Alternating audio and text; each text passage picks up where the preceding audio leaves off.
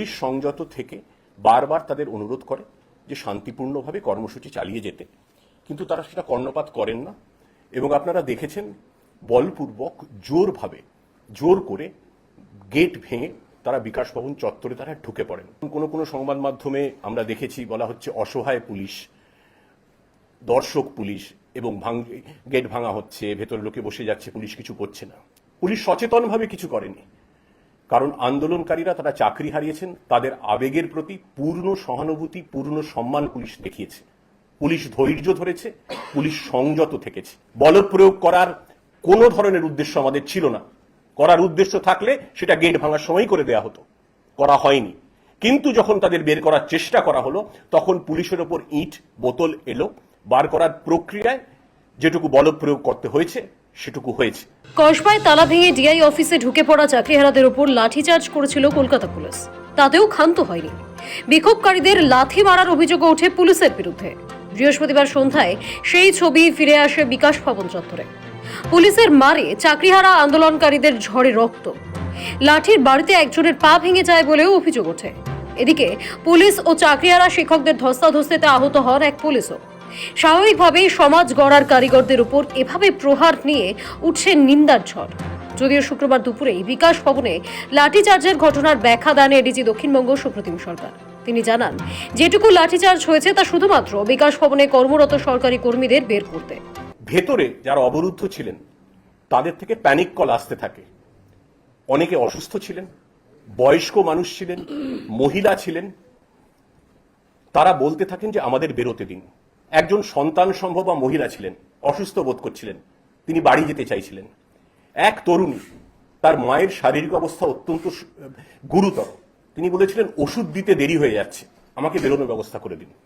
আমরা চেষ্টা করেছিলাম বারবার, যতবার চেষ্টা করেছি আমরা ততবার প্রতিরোধ এবং উচ্ছৃঙ্খল বাধা এসেছে এবং বারবার আটকে দেওয়া হয়েছে, না কাউকে বেরোতে দেওয়া হবে না। তখন বাধ্য হয়ে মরিয়া হয়ে এক তরুণী, আপনারা দেখেছেন তার ছবি, মেজেনাইন ফ্লোর থেকে নিচে ঝাঁপ দিয়েছেন। আমরা তারপর মাইকে বারবার অ্যানাউন্স করি যে আমরা নিরাপদে, এদের যারা অবরুদ্ধ আছেন আপনারা শান্তিপূর্ণ আন্দোলন চালিয়ে যান, অবস্থান করুন, কোনো অসুবিধা নেই, কোথাও কোনো অসুবিধা নেই, বিকাশ ভবনের এই চত্বরেই করুন। কিন্তু আপনারা দয়া করে যারা ভেতরে আটকে আছেন, বিনা দোষে আটকে আছেন, তাদের বাড়ি ফিরতে দিন। কিন্তু তারা কর্ণপাত করেননি।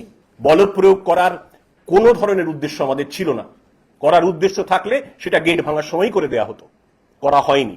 কিন্তু যখন তাদের বের করার চেষ্টা করা হলো, তখন পুলিশের ওপর ইট বোতল এলো এবং যারা বেরোচ্ছেন তাদের শারীরিক প্রাণ সংশয়ের ঝুঁকি থাকলো। বার করার প্রক্রিয়ায় যেটুকু বল প্রয়োগ করতে হয়েছে সেটুকু হয়েছে। ধৈর্য এবং সংযমের চূড়ান্ত পরীক্ষা দিয়েছে পুলিশ। পুলিশ অসহায় ছিল না, পুলিশ সংযত ছিল, পুলিশ ধৈর্যশীল ছিল। শুক্রবার এডিজি দক্ষিণবঙ্গ সুপ্রতিম সরকার জানান, চাকরিহারারা বিকাশ ভবনে 10 দিন শান্তিপূর্ণ অবস্থান করছিলেন। বৃহস্পতিবার অবস্থান অন্যরকম চেহারা নেয়। পূর্ণ সম্মান দেখিয়ে ধৈর্য দেখিয়েছে পুলিশ। অ্যাকশন নিলে গেট ভাঙার সময় করা যেত। 7 ঘন্টা ধরে পুলিশ বুঝিয়েছে। তিনি আরো বলেন, বিকাশ ভবনের ভেতরে অনেকে প্যানিক করতে শুরু করেন। নিরাপদে কর্মীদের ফেরানোর ব্যবস্থা করা হয়। তখন আন্দোলনকারীরা পুলিশের উপর আক্রমণ করে, ধাক্কাধাক্কি করে। এই শান্তিপূর্ণ অবস্থান গত 10 দিন ধরে চলছিল, আপনারা জানেন, এবং সেখানে পুলিশের প্রশাসনের পূর্ণ সহযোগিতা ছিল। গতকাল এই অবস্থানটা একটু অন্যরকম চেহারা নেয়। প্রায় 2-2.5 হাজার আন্দোলনকারী তারা চলে আসেন এবং তারা বিকাশ ভবনে ব্যারিকেড করা ছিল পুলিশের, তারা সেটা ভেঙে ঢুকতে চেষ্টা করেন। পুলিশ সংযত থেকে বারবার তাদের অনুরোধ করে যে শান্তিপূর্ণভাবে কর্মসূচি চালিয়ে যেতে, কিন্তু তারা সেটা কর্ণপাত করেন না। এবং আপনারা দেখেছেন বলপূর্বক জোর করে গেট ভেঙে তারা বিকাশ ভবন চত্বরে তারা ঢুকে পড়ে সেখানে অবস্থান শুরু করেন। এবং পুলিশ বাধা দেওয়ার চেষ্টা করেছিল, কিন্তু পুলিশকে ধাক্কাধাক্কি করে ব্যারিকেড ভেঙে, গেট ভেঙে তারা মূল চত্বরে ঢুকে পড়ে অবস্থান বিক্ষোভ শুরু করেন। বলপ্রয়োগ যদি পুলিশ করতে চাইতো তাহলে সেই সময়ই করে দেয়া যেত, যখন গেটটা ভাঙা হচ্ছে। তা করা হয়নি। তারা ঢুকেছেন, অবস্থান করেছেন, তারপরও পুলিশ 7 ঘন্টা ধরে তাদেরকে বুঝিয়েছে। ওই বিকাশ ভবন চত্বরে 55টি সরকারি অফিস আছে, নানা গুরুত্বপূর্ণ দফতর আছে, সেখানে প্রায় 500-600 কর্মী তারা ওখানে কাজ করেন। তারা সন্ধ্যের পর বেরোতে চান এবং যারা আন্দোলনকারী যারা ভেতরে বসেছিলেন তারা একই অবস্থানে তারা অনড় থাকেন, আমরা কাউকে বেরোতে দেব না। 1.5 ঘন্টা 2 ঘন্টা ধরে বারবার তার অজস্র ভিডিও ফুটেজ আছে, সেগুলো কোনো কোনো সংবাদ মাধ্যমে দেখানো হচ্ছে, কোনো কোনো সংবাদ মাধ্যমে দেখানো হচ্ছে না। কেন দেখানো হচ্ছে না আমরা জানি না। পুলিশ বারবার মাইকিং করেছে, সেই সমস্ত ভিডিও ফুটেজ ক্লিপ আমরা আপনাদের শেয়ার করে দেব। তারপরেও তারা অনড় থাকেন না, আমরা বেরোতে দেব না। ভেতরে যারা অবরুদ্ধ ছিলেন তাদের থেকে প্যানিক কল আসতে থাকে।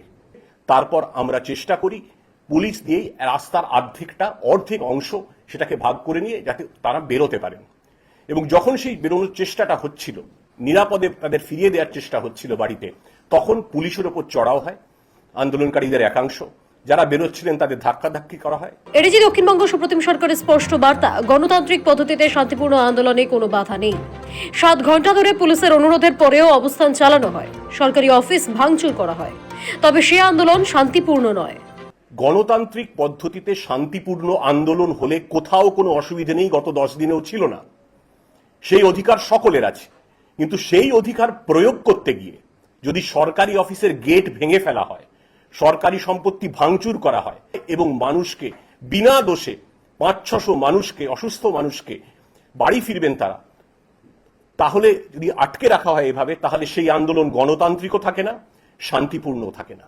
আন্দোলনকারী শিক্ষকদের উপর লাঠিচার্জ নিয়ে অনেকেই নানান মন্তব্য করছেন। তাদের পাল্টা জবাবে এডিজি দক্ষিণবঙ্গ বলেন, বারবার অনুরোধ করা হয়েছে, তা সত্ত্বেও শোনেননি। ধৈর্য ও সংযমের চূড়ান্ত পরিচয় দিয়েছে পুলিশ।